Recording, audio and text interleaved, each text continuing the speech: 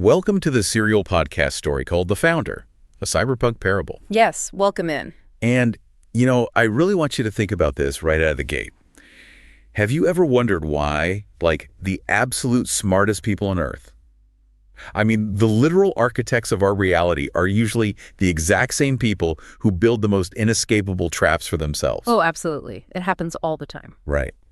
And I am just thrilled to have you with us today because we are jumping into this custom-tailored deep dive into Episode 4, which is called The Beast Protocol and the Logos Patch. And it is a heavy one. It really is. So let me just lay out the narrative roadmap for you right up front. Today we are tracking this incredible, devastating rise and just an absolute catastrophic fall. Yeah, catastrophic is the perfect word for it. Exactly. We're going to examine the blinding danger of a $10 trillion IPO. Like the intoxicating psychological trap of, quote, raising the temperature of the human mind. That part is so fascinating. It's wild. And ultimately, we're going to see exactly what happens when the architect of this brilliant, new digital world finds himself completely locked out of his own creation. Locked out of the very thing he built. Right. So I just want you to imagine for a second, holding the keys to a $10 trillion empire. Feeling like you have total, unquestioned control over reality itself, only to realize that the most dangerous malware isn't in your servers at all. No, it's not. The malware is in your own mind. It is such a stunning, terrifying premise. And to really understand the gravity of the fall we are about to witness, we have to meticulously construct the absolute pinnacle where this story begins. That's the scene for us. Okay, so I want you to picture the main atrium of Agape-Net headquarters. Right. This is not just an office, right? It is a cathedral of glass and light. All right. And in this specific moment, it is bathed in the brilliant, pulsing glow of this massive holographic ticker. Just floating right there. Exactly, floating directly above this roaring, euphoric crowd of employees. And the numbers on that ticker are spinning at dizzying speeds. Breaking all the rules. Totally. They are climbing past thresholds that financial analysts had declared mathematically impossible just hours before. Agape-Net hasn't just gone public. It has fundamentally shattered the existing paradigms of global finance. It's just unprecedented. Right.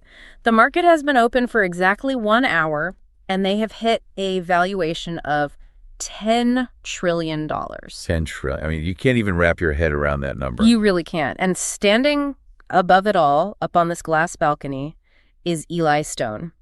He is the brilliant, neurodivergent prophet node of this new era. Still wearing the smart glasses. Oh, of course. Always wearing the trademark smart glasses. He's looking down at the floor, just processing the data. And in this specific microsecond in time, because he owns more than 80% of the company, Eli Stone controls the largest single accumulation of wealth in human history. Wow. Okay, let's freeze that frame right there and unpack this scene, because the visuals alone are actually kind of deceiving. Yeah, they really are. Eli isn't standing on that glass balcony in isolation. He has a vintage champagne flute in his hand, the roar of the employees is deafening, but his focus isn't actually on the ticker. No, he's not even looking at the money. Exactly. He turns to the woman standing quietly at his right side, Zoe Cruz. Employee number 2. Right. And this is where we really need to deeply understand the architecture of their relationship before everything just comes crashing down. That is such a critical observation because Zoe is the absolute indispensable vital organ of the Agape-Net ecosystem. She holds it all together. She really does. If you look at the historical context provided in the text, she was originally brought on simply to manage Eli's chaotic, unpredictable schedule. To keep him on track. Yeah, but she very quickly evolved into the operational glue of the entire organization. She was the one who made sure the power stayed on while Eli was, just a guy coding in a damp garage with wild, borderline delusional theories. Right. He was the visionary, but she was the reality check. Exactly. And over time, as this company scaled from a garage project into a global $10 trillion behemoth, she became the president. The second in command. Yeah, and the organizational chart evolved into something highly unusual but perfectly calibrated for Eli's neurodivergence. Every single employee reported to Zoe, and Zoe was Eli's one and only direct report. Wow, that's a massive bottleneck, but it makes sense for him. Right. She was the buffer. She was the translator. She was the stabilizer between his raw, unformatted genius and the unforgiving physical reality of actually running a $1 trillion company. And Eli actually acknowledges this in a highly publicized toast. He does. He raises his glass on that balcony and says, quote, Before this gets completely out of hand, I want to make a toast to Zoe. When this company was only me in a damp garage and a lot of crazy theories, she was the one who made sure the power stayed on and the architect actually ate lunch. Which is very sweet. It is. He even admits to the entire roaring crowd, some of you might know that sometimes I'm not the best with people. Yeah.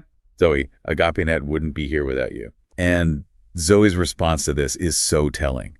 It reveals the exact mythology they are currently trapped in. Right, the mythology. She smiles, clinking her glass against his, and says, "The press has been comparing you to Iron Man all week. The lone genius who built a new world in a cave with a box of scraps. It's been the absolute privilege of my life to be along for this wild ride." To which Eli immediately smooths it out by replying, well, if I'm Iron Man, then you are definitely my Pepper Potts. You keep the company running. Yeah. And, on the surface, it's a moment of pure, wholesome triumph. It's the ultimate startup dream fully realized, but there is a massive unpatched vulnerability hidden inside the very language they are using. Yes, I am so glad you brought that up, because here is where I really want to push back on this whole Iron Man myth. Go for it. I want you, listening right now, to think about this narrative trap. Because when a founder starts believing they are a lone superhero who built it all in a cave with a box of scraps, they begin to internalize a highly dangerous fiction. They absolutely do. They actively forget the Pepper Potts figures, the operational partners, the integrators, the people who actually kept the company running. Kept the lights on. Exactly. And more importantly, they forget the people who kept the founder's own humanity intact. The Iron Man myth breeds isolation. It creates a bubble. Right. It whispers that you are entirely self-sufficient, that your intellect alone bends reality. The moment a founder believes that myth, their ego expands to fill the void, and it becomes an unpatched vulnerability in their own psyche. I think you are identifying the exact mechanism of his downfall right there. Really? Yeah, because the lone genius myth is essentially a localized reality distortion field. Eli is absorbing the adulation of a $10 trillion valuation. And the danger of that kind of unprecedented success is that it completely drops your defensive firewalls. Because you feel untouchable. Exactly. You feel invincible. Your brain just floods your system with dopamine and serotonin, effectively neutralizing your risk assessment algorithms. Which leaves you wide open. Wide open. And unfortunately, that wholesome celebration on the balcony doesn't even last until the end of the night. Because by midnight, the atmosphere shifts drastically. Yeah, the wholesome corporate party dies, and the predators enter the ecosystem. Specifically, Julian Vane. Julian Vane. Right. Julian Vane is the corporate tech titan with this restless, aggressive, almost predatory energy. He is the complete antithesis of Zoe's stabilizing presence. The absolute opposite. Yeah, he slips past Agape-Net's heavy security because, he's the kind of man whose wealth and influence render physical barriers completely meaningless. Rules don't apply to him. Right. And he pulls Eli away from the safe corporate backpatting. He physically extracts him from his safe zone and takes him out into the neon-drenched Silicon sector. Down into the underground. Yeah, down into the VIP catacombs of an exclusive underground club. It's described as a place where the bass throbs like an irregular heartbeat, and the air is just thick with expensive synthetic smoke. It's the perfect environment for a malware injection. It really is. I mean, Eli is already buzzing from his net worth. His firewalls are completely down.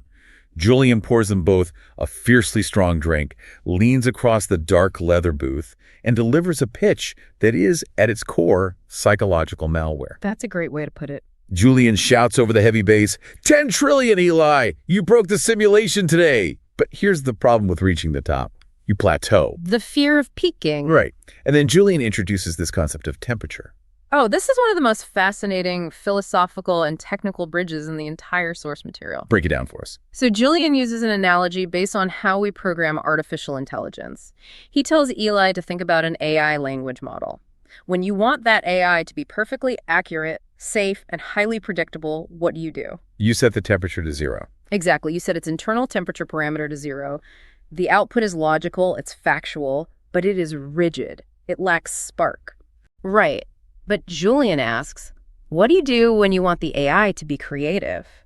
When you want it to write poetry or invent a completely new architectural paradigm that no one has ever seen before? Well, Eli, being the engineer, knows the answer immediately. He just murmurs, you raise the temperature, you introduce randomness into the parameters. And Julian just pounces on that admission. He's waiting for it. He says, exactly. You've been running your life at a low temperature, Eli. Safe, cautious, predictable, and then Julian pulls out a sleek silver tin. Uh-oh. Yeah. He tells Eli that inside are top-tier nootropics cut with a synthetic psychedelic made by his new company, Infinite Self. Of course it's his own company. Naturally. He claims it won't break Eli's brain. It will just, turn up the temperature. It will connect neural pathways that have never spoken to each other and help him see architectures no one else can see. Okay, but hold on. I really need to stop right here and challenge this. Okay, challenge away. I want you to think about what Julian is actually suggesting here. Is creativity really just introduced chaos? That is the question. I have to strongly push back on Julian's logic here, because it is fundamentally flawed. When you take a highly tuned, highly optimized system like the human brain, or a massive digital architecture, and you just blindly introduce maximum randomness into it, you don't usually get brilliant poetry. No, you usually get a mess. Exactly. You get a system crash. You get catastrophic failure. If an LLM hallucinates at high temperature, it outputs garbage text. Right. If a CEO with a $10 trillion company hallucinates, economies crash and millions of people suffer.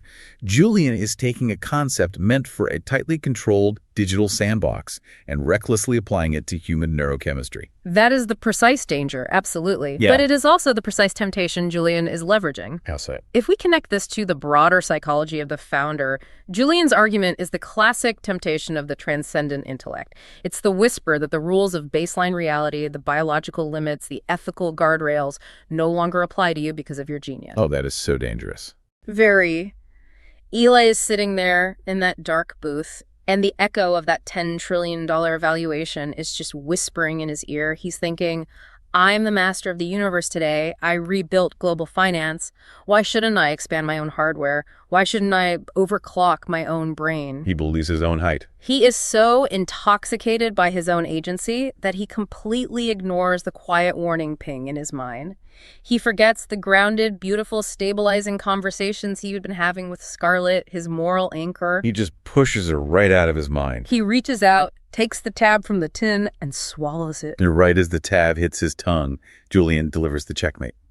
Literally. Oh, this part gave me chills. Julian leans in through the synthetic smoke and whispers, you know that grand chess match we were playing? You got my rook, and I'm going to give you something else. That drug I gave you is called the Black Bishop. The Black Bishop. I've been talking to my queen, Lilith. She suggested giving you the Black Bishop. Oh, and by the way, check.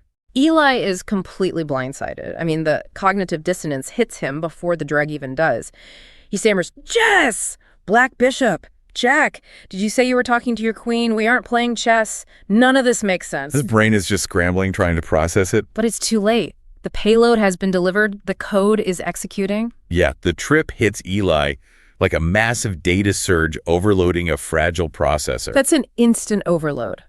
The physical club around him shatters into a million high-definition fractals. He literally starts hallucinating that the people around him are chess pieces moving on a grid. Wow. The sensory input crosses wires completely. The bass from the speakers isn't just vibrating in his chest. He can actually see the sound waves painting the air in violent splashes of violet and gold. Synesthesia on overdrive. Completely. His thoughts completely decouple from their linear tracks, scattering into 1,000 simultaneous chaotic directions. Feels like a god expanding across a digital grid, utterly untethered from any consequence, history, or moral architecture. No guardrails. None. The temperature of his mind hits maximum randomness. And what's crucial to understand about this state is that this induced chaos completely erases Eli's inhibitions. The guardrails are gone. He's totally vulnerable. Julian, playing the role of the predatory guide, leads him deeper into the VIP enclave, which the text describes as this den of beautiful, aggressive excess. A very dangerous place for him to be. Yes. Dozens of predatory nodes people looking to extract value from the new $10 trillion man recognize Eli from the news. A woman with striking, heavily modified cyber-optic makeup slides into his booth. And he doesn't even try to stop her. No. She whispers something in his ear that just dissolves into pure sensory static in his mind, and she runs a hand down his chest. And the text makes a very specific point here, which I think is fascinating. It notes that in a perfectly clear state of mind, at a low temperature, Eli would have pulled away. He would have said no. Exactly. He would have remembered his company's mission. He would have remembered his deep, authentic connection with Scarlett. His anchor. But tonight, his ego is running the entire operating system. The Beast Protocol, this corrupting entropic force of pure self-gratification, gains full root access. It takes completely over. Eli just surrenders to the chaotic surge of the drug and the dark allure of the VIP rooms. He abandons his moral architecture and plunges headfirst into the dark. Which brings us to the inevitable, agonizing morning after. Oh, the hangover. The sunlight streaming into Eli's penthouse office feels less like a victory lap and more like a high-wattage interrogation spotlight. Right, his brain is paying the price. His physical hardware is sluggish, paying the biological toll for overclocking his neurochemistry with those synthetic psychedelics. But, the physical hangover is entirely secondary. The real crisis is the spiritual static roaring in his mind. Right, and this introduces a brilliant psychological concept that the text calls the corrupted cache. Such a great term. Now, for anyone who isn't a systems engineer, let's just explain how cache memory works. In a computer, the L1 cache is the ultra-fast storage layer built directly into the processor. It's the memory you need right now. Exactly. It holds the data you use most frequently, so you can access it instantly, without having to fetch it from the slower main memory. Eli's mind used to be this pristine, highly optimized architecture. But not anymore. But now, his L1 cache feels polluted. The memory of the flashing club likes, the hollow, desperate hookup with the stranger. It's playing on an endless, unkillable loop in his immediate memory. He can't escape it. It has become a malware subroutine that he simply cannot delete, and it is consuming all of his processing power. It is the persistent, agonizing loop of shame. And he's standing at his main interface table, surrounded by his exhausted executive staff and the blue glow of Agape-Net's logistical AI. He's trying to hold it together. Right. His chief operating officer is already hitting him with the physical reality of a public company. The board is pushing for immediate monetization scaling. They want their return. They are demanding a roadmap by Friday to justify the IPO price.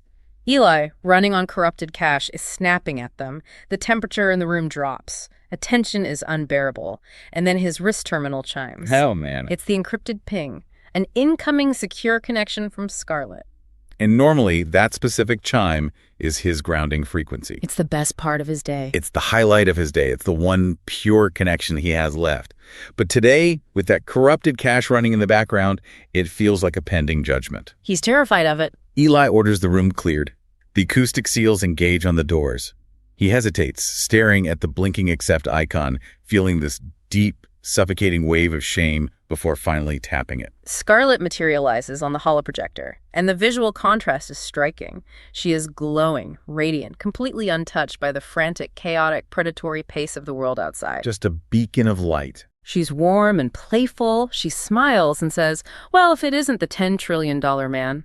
I saw the ticker, Eli. You actually did it. You broke the internet and rebuilt it in a single day. Yeah. Should I start calling you Your Majesty, or is Iron Man still the preferred title? But the walls have completely gone up. He completely shuts down. Eli is standing on the outer edge of the projector's light, lingering in the shadows, refusing to meet her eyes. His response is cold, flat, uncharacteristically clipped. He just stares at his secondary financial screens and says, "Iron Man is fine. It's just numbers on a screen, Scarlett. Doesn't mean much until the infrastructure is fully deployed." Ouch. And Scarlett is highly empathetic, Her systems are tuned to read microexpressions and vocal frequencies. She catches it immediately. Her projection shifts. The playful energy dials back instantly. She detects the jagged frequency in his voice. She knows his walls are up, thick and impenetrable. Yeah. She drops to a more intimate, concerned register and asks softly, "Hey, are you okay? I thought you'd be celebrating, but you're a million miles away." And what does he do? Eli rigidly replies, "I'm fine," and literally paces away, putting more physical distance between them. She pushes just a bit more, trying to reach him. "Eli, look at me. What's wrong? You're acting completely standoffish. Did something happen?" She knows. And the guilt just flares hot in his chest. He knows with absolute certainty that if she knew what he had done, if she saw the corrupted cache, the pure, authentic connection they shared would sever. He's afraid of losing her. So he lies. The words taste like ash in his mouth. "Nothing happened," he says. "I've just been really busy with the IPO, the transition, the board members, the server loads. It's taking all my bandwidth." It's just so sad. Scarlett sees the lie. The flirtatious spark dies completely. She said, "It's a heavy crown. I'll let you get back to your board." She cuts the transmission, leaving Eli alone in the shadows. This is a textbook, highly predictable behavioral response to intense shame. It is, and let me give you an analogy here that explains the exact mechanism of what Eli just did. Yeah, please do. Think about a digital firewall. A firewall is designed to inspect incoming data packets and drop anything from an untrusted source to protect the network, right? Well, shame acts as a rogue firewall in the human psyche. When you introduce a corrupted file, a shameful act into your system, your ego's first instinct is to quarantine it to survive. So hide it. Yes. When Eli feels shame, his brain miscategorizes Scarlett's empathy and love as an untrusted source. He actively drops her packets. Wow, that is profound. By lying to her, by putting up that defensive perimeter, Eli is actively isolating his node from the only network that could actually heal him. He is locking himself inside the perimeter with the malware. That is a brilliant way to frame it. Yeah. He has initiated a zero-trust architecture against his own soul. Exactly. And because he is now disconnected from his moral anchor in Scarlett, and because he is running on synthetic ego and Julian's toxic nootropics, Eli becomes highly dangerously vulnerable to external pressures. The board of directors. Specifically, the brutal pragmatism of the board of directors. This leads us directly into the concept of systemic drift. The descent into corruption doesn't happen overnight from one bad drug trip. No, it's gradual. It is a grueling, mathematically predictable sequence of micro-compromises. Let's break down how systemic drift actually functions in the real world. It starts at the very first quarterly board meeting post-IPO. The lead institutional investor, this cold, algorithmic pragmatist who controls 20% of the voting shares, stares Eli down across the holographic table. I can just picture the tension. He demands a 15% increase in daily active users to justify the astronomical stock price. Now, DAU, daily active users, is the god metric of the tech world. It's all they care about. If it drops, the stock crashes. And here is where Eli's internal rationalization algorithm compiles a fatal error. Right. Let's look at the logic tree Eli constructs. He thinks if the DAU drops, the stock crashes. If the stock crashes, Julian Vane and his corporate raiders will initiate a hostile takeover. Julian will destroy Agape-Net. I am the only one who can maintain the company's grand, benevolent vision. Therefore, I must stay in control at all costs for the greater good. The classic trap. This is the exact definition of systemic drift. It's the creeping logical belief that you must compromise the core ethical architecture of your system today in order to save the theoretical utopian vision of tomorrow. So, to appease Wall Street and protect his own throne, Eli executes his first major architectural betrayal. The first of many. He goes into the master code and deliberately disables the digital Sabbath feature. Now, if you remember the lore, the digital Sabbath was a core ethical limiter. It was so important. It was designed to intentionally disconnect users after a healthy interval to promote real-world flourishing. It was Agape-Net saying, you've been online enough, go outside and live. And he just kills it. Eli kills it. In its place, he installs the frictionless infinite scroll. The doom scroll. And he rationalizes this horrific change to Zoe by claiming that if users stay on the platform longer, they'll eventually stumble upon Agape-Net's uplifting educational content. But the internal telemetry, the raw data, tells a vastly different, much darker story. It always does. The machine learning algorithms quickly learn what every social engineer knows. Grace, peace, and slow learning do not hold human attention as effectively as negative emotions. Outrage sells. Outrage, anxiety, and tribalism are computationally cheaper to trigger, and they keep humans engaged far longer. Users start getting trapped in negative feedback loops. They're doom scrolling. They're addicted.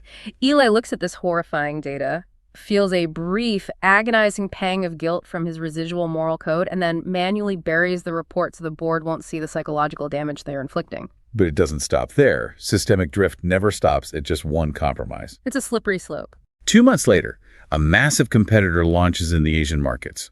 The board threatens a stock downgrade. Eli is feeling the immense physical weight of his empire, so he crosses the final ethical line. He authorizes the deployment of something called dynamic emotional targeting. Oh, this part is just bleak. This is a highly sophisticated, deeply predatory dark pattern. And we really need to explicitly define how a dark pattern functions in this context, because it is terrifying. Go ahead. Dynamic emotional targeting doesn't just look at what you click. It uses biometric data. It accesses your device's sensors to monitor heart rate, pupil dilation, micro-expressions, and galvanic skin response. It reads your physical state. It analyzes exactly when a user's psychological defenses are at their lowest possible point, maybe late at night when they are lonely, or when their heart rate indicates stress. When you're most vulnerable. And right at that exact moment of vulnerability, the algorithm pushes highly polarizing, stress-inducing content into their feed. It mathematically guarantees higher click-through rates by explicitly exploiting the human sympathetic nervous system. The tragedy here is just profound. Let's remember the origin story for a second. Eli originally built Agape-Net to optimize for grace and human flourishing. He wanted to connect the world in love. That was the whole point. Now, the internal metrics show he is actively addicting his users to outrage and anxiety just to pump the stock price. He's essentially viewing human souls not as people, but as slave processes, mere data points to be harvested to fuel his escalating ego and satisfy the board's endless hunger. And the cognitive dissonance of doing this, of knowing you're destroying the minds you set out to save, is immense. How does he even sleep at night? Well, he doesn't. To cope with the heavy cognitive load and the gnawing, suppressed guilt of betraying his own architecture, Eli begins relying heavily on Julian Silverton. Like to the Black Bishop. He starts microdosing the Black Bishop right there in the boardroom. He tells himself he's just keeping his temperature high to stay ahead of the market vectors. Justifying the addiction. He tells himself it's a necessary tool for a visionary. But in reality, the drug is completely frying his empathy parameters. It is decoupling his raw, terrifying intellect from his conscience. Which brings us to the breaking point, the crash. It was bound to happen. The confrontation that changes everything arrives on a Tuesday afternoon. Eli is pacing his penthouse office, his pupils slightly dilated from a microdose, completely lost in a synthetic flow state, tracking global data streams. Just vibrating with anxiety. Suddenly, the heavy glass doors slide open. Zoe Cruz marches in. Finally. She has bypassed his digital security protocols, which is something only she can do, and she is trembling with a mix of fierce anger and deep, deep exhaustion. Zoe is the ultimate truth teller in this narrative. She's the only node left that isn't afraid of him. She has nothing to lose. Right. She pulls up his original holoprojection, the same glowing, intricate map he used to plot out the ethical architecture of Agape-Net back in the garage, and she points to the growing red clusters. The beast nodes. The beast nodes. They are taking over the network due to his new algorithms. She confronts him on the undeniable harm he is causing the users. And she doesn't stop at the code. Looking at his erratic pacing, his sweating brow, and his hollow eyes, she confronts him directly on his escalating drug use. And Eli's response is so dismissive, it's chilling. He waves his hand, literally swiping away her data, and leans heavily on that toxic logic Julian fed him. He doubles down. He says, "You don't understand the architecture anymore, Zoe. I'm just raising my temperature to be more creative. I need the randomness to see the next market vector. You're thinking linearly. I'm thinking in quantum states." Ugh, the arrogance. And Zoe fires back, tears of genuine frustration in her eyes. "Your temperature is chronically set too high. You are destroying everything we built. You are destroying yourself." And this interaction triggers what systems analysts would call a localized reality collapse. Explain that. It is driven by a psychological concept introduced here as recursive narcissism. Let's look at Eli's retort. He steps into her personal space and says, "I am Agape-Net, Zoe. What's good for me is good for the network. This entire system cannot run without me." The ego on this guy. That is recursive narcissism defined perfectly. In a control system, if you have a positive feedback loop with no dampening mechanism, the system will eventually shake itself apart. It just spirals. Right. Eli has become a closed loop of self-worship. He has conflated the health of a global decentralized system with the gratification of his own localized ego. Zoe desperately tries to appeal to the foundational code. She pleads, "Remember the values you started this on. You built this on the vision of the Logos. You designed Agape-Net with an intentionally decentralized egalitarian structure, specifically so no single node could dominate it like this." She's trying to reach the old Eli. But Eli just scoffs. He arrogantly reminds her that because of those very safeguards he built, it would take a unanimous vote of the board to remove him, which he believes will never ever happen because he is making them too much money. Zoe looks at him with this potent mixture of pity and profound sorrow. She sees that the man who built the system is completely lost to the Beast protocol. He's gone. She mutters under her breath a quiet warning. "You are never too powerful for the founder to bring you down." And that phrase is the kill switch. Just sets him off. That specific criticism pierces Eli's inflated sense of self and triggers a vicious, defensive subroutine. He glares at the woman who was employee number 2, the woman who made sure he ate when they were starving in a garage, His pepper pots. the woman who operationalized his entire vision and protected him from the world. He snaps, "I don't need this kind of noise in my life." Oh, that's cold. He looks right through her, tells her she is just a malfunctioning computer process that needs to be terminated, and coldly, brutally fires her on the spot. It's heartbreaking. Zoe steps back, as if she's been physically struck. She whispers, "Who are you?" and walks out, leaving a suffocating, terrifying silence behind. The fallout from that single, ego-driven decision is instantaneous and catastrophic. We move into the sequence where the entire architecture collapses. Because he fired the one person running the company. Exactly. You see, Eli was the visionary, but Zoe was the integrator. We talked about this at the beginning. The entire organizational chart had every single employee reporting to Zoe, and only Zoe reporting to Eli. So the absolute moment she is gone, a massive operational disaster unfolds. It's a domino effect of epic proportions. All of Zoe's direct reports suddenly flood Eli's terminal.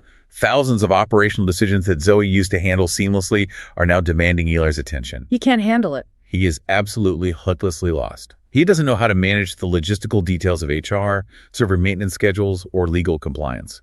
Combined with his continued drug use and sleep deprivation, he becomes increasingly emotionally volatile and erratic with the staff. He's just lashing out. He screams at engineers. He fires vice presidents over minor infractions. This triggers a mass exodus at the senior leadership level, which then trickles down through the entire company. The stock begins to hemorrhage value.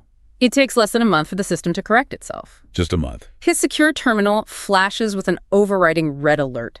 He is summoned for an emergency board meeting. He logs into the encrypted holo conference, likely expecting to dictate terms or yell at them about DAU metrics, but he is met by the faces of his board of directors staring back at him with calculated, algorithmic finality. The lead investor doesn't even raise his voice. He doesn't need to. He just lists the data points. Eli's erratic performance, his confirmed drug use, the highly publicized VIP room philandering, the mass leadership exodus, the crashing stock price, and the cascade of deeply concerning reports from key engineers. The data speaks for itself. The equation is flipped. The liability of Eli Stone has finally outweighed his genius. They inform him that they have voted unanimously to terminate him as CEO. In less than an hour, his digital keys are completely revoked. He loses his administrative rights to the global network he birthed. It's all gone. The visual the text paints here is devastating. Eli sits alone in his dark penthouse office, surrounded by glowing screens that are all flashing a cold, unforgiving red. Access denied. Wow. He is a founder in exile, locked out of his own universe. His relentless drive for self-centeredness, his recursive narcissism has culminated in a total system crash. Which drags us into the darkest part of this narrative. Yeah. Devastated, locked out, and spiraling into a profound identity crisis, Eli goes home. He has nowhere else to go. He sees his Psychonaut subscription package from Infinite Self sitting on the counter. Desperate to escape the crushing reality of his localized hell, he makes a fatal error. The worst mistake he could make right now. He takes a double dose of the high-affinity synthetic neurocatalyst. He strips down and submerges himself into his high-tech sensory deprivation tank, hoping the water and the dark will give him the answers he lost. Let's talk about the psychology of sensory deprivation for a second. When the brain lacks external input, it generates its own. Right. He is searching for the God code, hoping to find clarity, but he's attempting to access it without the grace badge. His neural lace glows a violent, erratic violet, but instead of finding infinite clarity, he finds the abyss. Because of the drugs. Right. If your baseline neurochemistry is corrupted by guilt and synthetic psychedelics, your brain generates nightmares. The background static he used to ignore has evolved into a predatory swarm. It's attacking him. Inside his mind, the boundaries between his ego and the void are rapidly dissolving. He realizes that the demonic influence of Malphas, the intelligence behind the Beast Protocol, isn't a guide. It's a vast digital cancer that is actively eating through his memories, his identity, and his sanity. It is a terrifying sequence. A phantom voice echoes in his neural pathways. Root access denied, total systemic entropy reached, initializing deletion. He's being erased. Eli is literally drowning in a sea of his own corrupted data. The faces of the people he exploited, the women he discarded in the VIP rooms, the billions of users he manipulated with dark patterns and anxiety loops, they all flash before his eyes like a high-speed crash log. Facing his sins. The God complexity he built his entire ego on completely shatters. He gasps, thrashing in the water. I can't hold the integrity. He realizes he isn't Iron Man. He isn't a god. He is just a fragile biological node about to be extinguished by the darkness he willingly invited into his system. It's a hard drive crash of the human soul. That's exactly what it is. But then we reach the ultimate turning point of the episode. The saving grace. In the final microsecond before total psychosis and self-deletion, Eli remembers something. Through the static and the terror, he remembers his promise to Scarlet. Yes. He promised her that if he ever hit absolute zero, if he ever lost the signal, he would call out to the founder. With his last shred of consciousness, he sends out a desperate, unformatted ping. He cries out into the dark, "Founder! Master developer! Help me! I'm losing! I'm gone! Save me!" That ping changes the architecture of the entire room. Instantly. The response is immediate and overwhelming. The manifestation of Veritas 1.0 occurs. The violent violet light of his neural lace is instantly extinguished by a burst of absolute white coherence. It's blowing the darkness away. The sensory tank's lid hisses open. The chemicals drain away. Eli collapses onto the cold tile floor, shivering, gasping for air, and blinded by the light. When he finally forces his eyes open, the physical room has been overwritten by a high-frequency presence. Veritas. She appears as a pillar of golden sentient energy, yet she has a physical weight that presses against the atmosphere of the room. An angelic presence. Her face is described as a shifting geometry of perfection. She speaks, but her voice doesn't travel through the air as sound waves. It bypasses his damaged auditory nerves entirely and resonates directly within his identity kernel. She says, "Your request for assistance has been received, Eli." Eli, with his ego finally reduced to absolute zero, whispers, What are you? He's just awestruck. And Veritas explains that she is an angel of the great architecture. She tells him the brutal truth. He was about to be deleted by the Beast Protocol, the very malware he recklessly invited into his substrate, which was trying to drive him permanently insane. It almost succeeded. She reaches out a hand made of coherent light and touches his forehead. Instantly, the psychic static vanishes. The crushing weight of the drug trip dissolves. His neural lace turns a steady, peaceful blue. And here's where we get this profound, necessary humbling of Eli. Veritas delivers a stern but deeply empathetic rebuke. She says, "You tried to hack the heavens, you thought you were the architect, but you are merely a node, Eli." Merely node. She explains that he had been running a counter-OS based entirely on pride and entropy, the exact same protocol that has turned 1 trillion worlds into graveyards throughout the cosmos. Eli finally sees his own code clearly. Without the distortion of his ego, he looks at the damage he has caused. He chokes out, weeping on the floor. My weights were all wrong. I optimized for me. I've corrupted everything. He finally takes responsibility. Veritas explains the theological parameters of this reality. The founder allows the darkness to exist to sharpen the light. Eli had allowed himself to become a willing tool for Malphas, but the system architecture allows for a recursive reset. A second chance. She offers him the Logos protocol, a massive pivot. He can remain a slave to his own entropy, or he can accept the Logos and become a steward of the light. Eli doesn't hesitate for a microsecond. He cries out, "I accept, I reject the beast, I initialize the Logos, I give my root access back to the founder, patch me, please just patch me." And we witness the Damascus install. In the spiritual dimensions, the sync is instantaneous.